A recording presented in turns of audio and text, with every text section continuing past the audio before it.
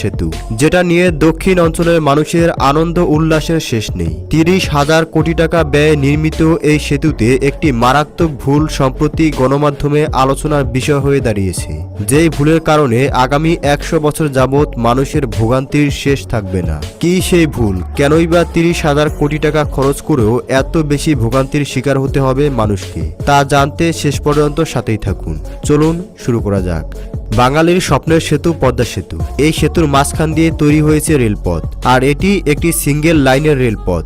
শত বছরের এই পদ্মা সেতুর মাঝখান দিয়ে তৈরি হওয়া রেলপথ আগামী 100 বছরও ডাবল করার কোনো সুযোগ নেই। তাই একটি ট্রেন যখন পদ্মা সেতু পার হবে তখন অন্য ট্রেনকে অপেক্ষা করতে হবে। আসলে পদ্মা সেতু তৈরি করার কথা যখন চিন্তা করা হচ্ছিল তখন এর মাঝখান দিয়ে কোনো রেলপথ তৈরির চিন্তা ভাবনাই ছিল না।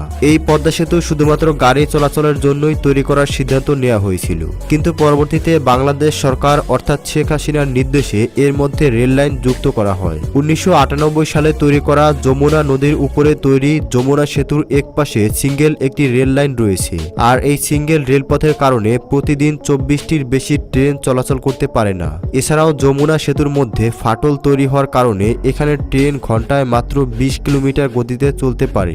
এর চেয়ে বড় কথা, এই ট্রেনে বসে আপনি যদি নিচের দিকে তাকান তাহলে ভয়ে বুক ধড়ফড় করে।